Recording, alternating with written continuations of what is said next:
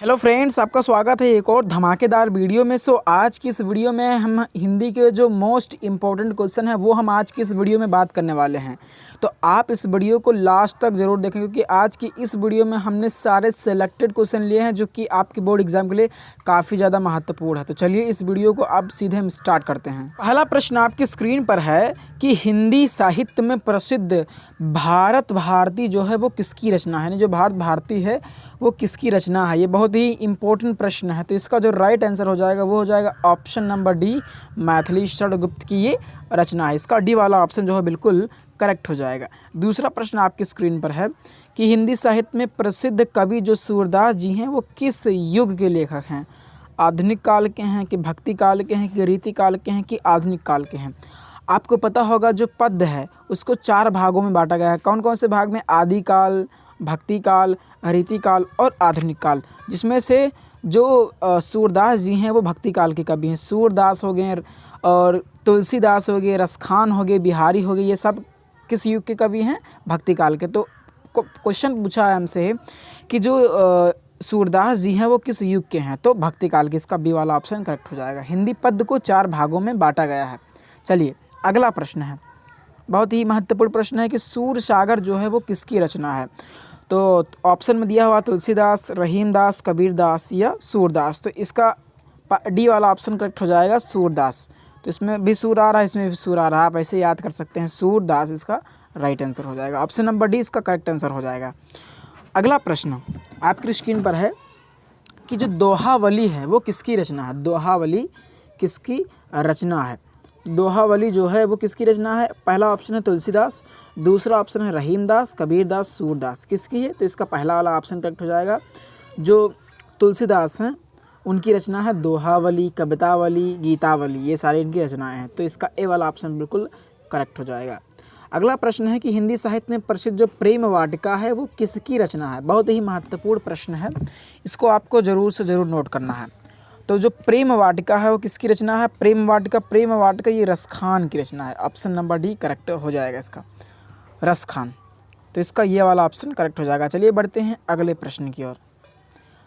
अगला प्रश्न आपकी स्क्रीन पर है कि हिंदी जो साकेत महाकाव्य है वो किसकी रचना है। तुलसीदास जी की रचना है कि रहीमदास जी की है कि कबीरदास जी की है कि मैथिली शरण गुप्त की है। तो आपको पता होगा कि जो साकेत महाकाव्य है वो किसकी रचना है? मैथिली शरण गुप्त जी की रचना है। इसका कौन सा ऑप्शन करेक्ट हो जाएगा? जो ये है किसकी रचना है? ये जो है वो मैथिली शरण गुप्त जी की रचना है। तो इसका डी वाला ऑप्शन बिल्कुल करेक्ट हो जाएगा। चलिए आगे बढ़ते हैं। अगला प्रश्न है कि निम्नलिखित में से कौन भक्ति काल के कवि नहीं हैं। पूछा है भक्ति काल के कवि नहीं हैं। तो इस तरीके से भी प्रश्न पूछेगा कि कौन सा है और कौन सा नहीं है। नहीं पर भी सवाल आता है और है पर भी सवाल आता है, यानी कौन सा सही है और कौन सा सही नहीं है। तो इस पर भी प्रश्न आता है। तो आपको मैं बताना चाहता हूँ कि जो तुलसीदास, मैंने पीछे बताया कि तुलसीदास हो गए हैं, ये 2 ऑप्शन बार बार लिख गया है। तुलसीदास हो गए हैं और सूरदास हो गए हैं। तुलसीदास हो गए और यहाँ पर एक ऑप्शन रहना चाहिए सूरदास, सॉरी गलती से लिख गया। तुलसीदास, सूरदास, रसखान, ये सब कहाँ भक्ति काल के कवि हैं। बाकी अगर हम इनकी बात करें, यानी मैथिली शरण गुप्त जी की बात करें, मैथिली शरण गुप्त जी की बात करें, तो ये जो हैं भक्ति काल के नहीं हैं। मैथिली शरण गुप्त जी भक्ति काल के नहीं। बाकी ये तीनों तुलसीदास, और ये गलत लिख गया है यहाँ पे सूरदास जी रहेगा, तुलसीदास, सूरदास, रसखान, ये तीनों भक्ति काल के कवि हैं। बाकी ये जो मैथिली शरण गुप्त है ये भक्ति काल के नहीं है। इसका डी वाला ऑप्शन बिल्कुल करेक्ट हो जाएगा। अगला प्रश्न है निम्नलिखित में से कौन सी रचना सूरदास जी की नहीं है। तो आपको पता होगा कि जो सूरसागर है वो भी सूरदास जी की रचना है, सूरसारावली वो भी सूरदास जी की रचना है, और साहित्य लहरी वो भी सूरदास जी की ही रचना है। इसकी एक ट्रिक भी आपको बता देता हूँ कि आपको कैसे पहचानना है कि ये सूरदास जी की रचना है। अगर शुरुआत में सूर आ जाए, या शुरुआत में अगर सूर आ जाए इस तरीके से, या लास्ट में अगर रा आ जाए, यानी शुरुआत में अगर शुरुआत में सु आए, या आबलिक लास्ट में रा आ जाए, लास्ट में अगर रा आता है तो वो हो जाएगी इनकी सूरदास जी की रचना। तो अगर शुरुआत में सु आता, देख सकते हैं इसमें भी आ रहा है, इसमें भी आ रहा है, और इसमें लास्ट में रा आ रहा है, तो इनकी रचना हो जाएगी। तो ये तीनों इनकी रचना है, लेकिन एक रचना इसमें आपको प्रेम वाटिका दिख रही है, इसका डी वाला ऑप्शन ये इनकी रचना नहीं है। तो इसका डी वाला ऑप्शन बिल्कुल करेक्ट हो जाएगा। जो प्रेम वाटिका है वो सूरदास जी की रचना नहीं है। बाकी सूर सागर, सूर सारावली और साहित्य लहरी सारी इन्हीं की रचनाएं हैं, तो इसका डी वाला ऑप्शन बिल्कुल करेक्ट हो जाएगा। चलिए आगे बढ़ते हैं। अगला प्रश्न है कि निम्नलिखित में से कौन सी जो रचना है वो तुलसीदास जी की नहीं है। अब आपको बताना है।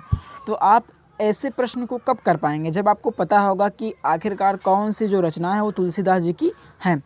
तो कवितावली, दोहावली, गीतावली, जितने लास्ट में वली हैं सब इन्हीं की रचनाएं हैं। और बाकी रामचरितमानस भी आपको पता होगा इन्हीं की रचना है। बाकी जो आप यहाँ पर सूर सारावली देख रहे हैं ये किसकी रचना है? सूर सारावली जो है वो सूरदास जी की रचना है, तुलसीदास जी की नहीं है। तो डी वाला ऑप्शन बिल्कुल करेक्ट हो जाएगा। तो आपको ऐसे ही बताना है, पहले आपको देख लेना है कि कौन कौन सी हैं, ये आपको बहुत ज़रूरी है पता होना। तो ये तीनों तो आपको ज़रूरी ही हैं कि आपको कवितावली पता हो, दोहावली, गीतावली और रामचरितमानस, ये सारे जो हैं इनकी प्रसिद्ध रचनाएं हैं, तो आपको इनको ज़रूर से ज़रूर याद रखना। बाकी मैंने पीछे बताया सूरदास जी का कौन कौन सा, सूर सागर, सूर सारावली, साहित्य लहरी, ये सारी इनकी रचनाएं हैं। ठीक है, तो ये सूरदास जी की हैं और इधर अब मैंने आपको बताया किसकी, तुलसीदास जी की। तो आपको इस तरीके के प्रश्नों को भी रख लेना और इसका स्क्रीनशॉट भी ले लेना है आराम से और कर लेना है। इन सारे प्रश्नों को अच्छे तरीके से तैयार करके बोर्ड एग्जाम में जाना है। चलिए आगे बढ़ते हैं। अगला प्रश्न है कि भक्ति काल की जो समय अवधि है वो कहाँ से कहाँ तक है। बहुत ही महत्वपूर्ण प्रश्न। समय अवधि से मैं आपको गारंटेड बता रहा हूँ कि समय अवधि से एक प्रश्न तो ज़रूर आएगा। मॉडल पेपर में भी आपका दिया हुआ है कि जो पद है, पद जो है उसको 4 भागों में बांटा गया है। कौन कौन से? एक आदि काल में, भक्ति काल में, रीति काल में और आधुनिक काल में। तो वही इसमें समय पूछेगा कि कहाँ से लेकर कहाँ तक है। तो जो भक्ति काल है वो कहाँ से लेकर कहाँ तक है। तो जो भक्ति काल है वो इसका ऑप्शन नंबर फर्स्ट करेक्ट हो जाएगा। 1343 ईस्वी से 1643 ईस्वी तक जो है वो भक्ति काल है। और भक्ति काल के बाद रीति काल आता है, रीति काल के बाद आधुनिक काल आता है। आगे बढ़ते हैं। अगला प्रश्न है कि आधुनिक काल की समय अवधि क्या है। तो आपको पता होगा कि जो भक्ति काल है वो 1343 से 1643 ईस्वी तक है। उसके बाद आता है, सॉरी आदि काल पूछ रहा, तो आदि काल जो है वो भक्ति काल के पहले का समय, यानी 743 ईस्वी से 1343 ईस्वी तक क्या है, आदि काल है। ठीक है, इसका ए वाला ऑप्शन बिल्कुल करेक्ट हो जाएगा। जो आदि काल है उसका जो समय कहाँ से लेकर कहाँ तक है, इसका बी वाला ऑप्शन करेक्ट हो जाएगा। 1643 से लेकर 743 से लेकर 1343 तक। और बाकी 1343 से लेकर 1643 तक कौन सी है, ये भक्ति काल है। और उसके बाद 1643 से लेकर 1843 तक ये रीति काल है। और बाकी 1843 से अब तक जो समय है वो आधुनिक काल में आता है। यानी पहले क्या है, पहले आदि काल है, फिर क्या है भक्ति काल है, फिर क्या है रीति काल है, और उसके बाद में क्या है आधुनिक काल है। तो आपको समय अवधि भी याद कर लेना। फिर पूछा बताइए रीति काल की समय अवधि क्या है। तो रीत काल की आपको बताया है कि रीत काल की जो समय अवधि ऑप्शन नंबर सी करेक्ट हो जाएगा। 1343 ईस्वी से 1843 ईस्वी तक। आगे बढ़ते हैं। और जो आधुनिक काल है, मैंने बताया आधुनिक काल की समय अवधि कहाँ से लेकर कहाँ तक है। इसका डी वाला ऑप्शन बिल्कुल करेक्ट हो जाएगा। क्या, डी वाला ऑप्शन बिल्कुल करेक्ट हो जाएगा 1843 ईस्वी से अब तक। तो मैं आपको एट लास्ट बता देता हूँ। पहले क्या चला, आधुनिक काल चला, यानी जो कहाँ से लेकर कहाँ तक है 743 ईस्वी से 1343 ईस्वी तक आधुनिक काल चला। आधुनिक काल के बाद आता है भक्ति काल, वो 1343 ईस्वी से 1643 ईस्वी तक चला। ये क्या था, भक्ति काल था। क्या था, भक्ति काल था। ये भक्ति काल है। और सबसे पहले चलता है क्या, आदि काल चलता है। उससे पहले क्या चलता है, आदि काल चलता है। और उसके बाद भक्ति काल के बाद जो आता है वो क्या आता है, रीति काल आता है 1643 से 1843 ईस्वी तक।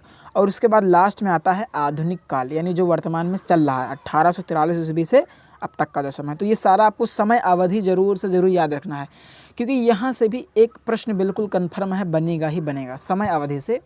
कि बताइए आदिकाल का समय कहाँ से लेकर कहाँ तक है, भक्ति काल का समय कहाँ से लेकर कहाँ तक है, और रीति काल का समय कहाँ से लेकर कहाँ तक है, और आधुनिक काल। 4 भागों में बांटा गया है। तो आपको चारों टाइम जो है वो याद कर लेना है। अगला प्रश्न है जो कि बहुत ही महत्वपूर्ण प्रश्न है कि बिहारी सतसई किसकी रचना है। बिहारी सत सही। ऑप्शन नंबर डी करेक्ट हो जाएगा, इनके नाम से ही पता लग रहा है कि बिहारी जी इसका राइट आंसर हो जाएगा, बिहारी। अगला प्रश्न जो है वो यामा जो है वो किसकी रचना है, बहुत ही महत्वपूर्ण प्रश्न। यामा वो किसकी रचना है, महादेवी वर्मा जी की रचना। बाकी आपको सूरदास जी की भी याद रखनी है कि सूर सागर, सूर सारावली, साहित्य लहरी। तुलसीदास जी की भी याद रखना है, ये जो आपके सिलेबस में है उसको तो आपको ज़रूर से ही याद रखना है, बिल्कुल 100% याद रखना है। तुलसीदास की कौन कौन सी है, गीतावली, दोहावली, कवितावली और रामचरितमानस, इनको भी याद रखना है। अगला प्रश्न है लोकायन किसकी रचना है, बहुत ही महत्वपूर्ण प्रश्न है। इसका जो ए वाला ऑप्शन है बिल्कुल करेक्ट हो जाएगा, सुमित्रानंदन पंत इसका राइट आंसर हो जाएगा। अगला प्रश्न है कि भारत भारती जो है वो किसकी रचना है, तो मैंने इसको शुरुआत में ही बताया किसकी रचना है, मैथिली शरण गुप्त जी की रचना है भारत भारती। इसका ए वाला ऑप्शन बिल्कुल सही हो जाएगा, तो इसको आपको टिक कर लेना है। चलिए आगे बढ़ते हैं। अब पूछा है कि निम्नलिखित में से कौन सी रचना जो है वो महादेवी वर्मा जी की नहीं है। आपको प्रश्न को गौर से पढ़ना है कि प्रश्न आखिरकार पहुँच का आ रहा है। तो निहार हो गया, नीरजा हो गया, रश्मि हो गया, निहार, नीरजा और रश्मि, ये इनकी रचनाएं हैं। बाकी अगर हम यहाँ पर ऑप्शन नंबर सी देखें, ये रश्मि रथी, ये रश्मि रथी इनकी नहीं है। रश्मि रथी किसकी है, ये रश्मि रथी किसकी है, रामधारी सिंह दिनकर की है। बाकी तीनों इन्हीं की हैं, निहार हो गया, नीरजा हो गया और रश्मि, ये तीनों इनकी हैं। बाकी जो डी वाला ऑप्शन है कौन सा, रश्मि रथी को आपको टिक कर लेना, ये इनकी रचना नहीं है, तो इसका ये वाला ऑप्शन बिल्कुल करेक्ट हो जाएगा। चलिए आगे बढ़ते हैं। 19वां प्रश्न आपकी स्क्रीन पर कि निम्नलिखित में से कौन सी जो रचना है सुमित्रानंदन पंत की नहीं है, तो कौन कौन सी रचना सुमित्रानंदन पंत की है आपको पता होना चाहिए।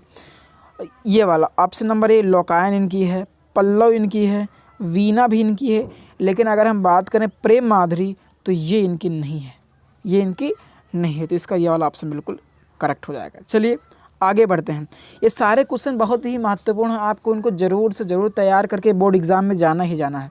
चलिए आगे बढ़ते हैं। अगला प्रश्न है कि निम्नलिखित में से कौन सी रचना मैथिली शरण गुप्त की नहीं है, तो आपको पता होगा साकेत इनकी क्या है, महाकाव्य है, बहुत ही महत्वपूर्ण है। भारत भारती भी मैंने पीछे बताया इन्हीं की रचना है, और यशोधरा भी इन्हीं का रचना है। लेकिन प्रेम वाटिका जो है वो किसकी रचना है, रसखान की है, इनकी नहीं है, तो इसका डी वाला ऑप्शन बिल्कुल करेक्ट हो जाता है, रस खान, तो आपको टिक कर लेना, रस खान इसका राइट आंसर हो जाएगा। चलिए अगला प्रश्न है कि प्रिय प्रवास किस युग की रचना है, बहुत ही महत्वपूर्ण प्रश्न है। प्रिय प्रवास ये आपके मॉडल पेपर में भी दिया हुआ है, तो आपको इसको कर लेना है। प्रिय प्रवास किस युग की रचना है, द्विवेदी युग की रचना है। आगे बढ़ते हैं। प्रेम माधुरी किस युग की रचना है, प्रेम माधुरी ऑप्शन नंबर सी भारतेंदु युग की रचना है। जो मैं इन रचनाओं को बता रहा हूँ आपको इनको ज़रूर से ज़रूर नोट कर लेना, ये सारे सेलेक्टेड क्वेश्चन हैं जो कि बोर्ड एग्जाम में पूछे गए, मैंने उन्हीं को यहाँ पर रखा है, तो आपको इसको ज़रूर से ज़रूर पढ़ के जाना है। तो इसका क्या आंसर राइट हो जाएगा, सी वाला ऑप्शन बिल्कुल करेक्ट हो जाएगा। प्रश्न है कि बिहारी जो हैं वो किस युग के कवि हैं, तो इसका जो है वो सी वाला ऑप्शन जो बिल्कुल करेक्ट हो जाएगा। जो बिहारी हैं, केशव हो गए, बिहारी हो गए, भूषण हो गए, ये सब किस युग के कवि हैं, रीतकाल के, इसका सी वाला ऑप्शन करेक्ट हो जाएगा।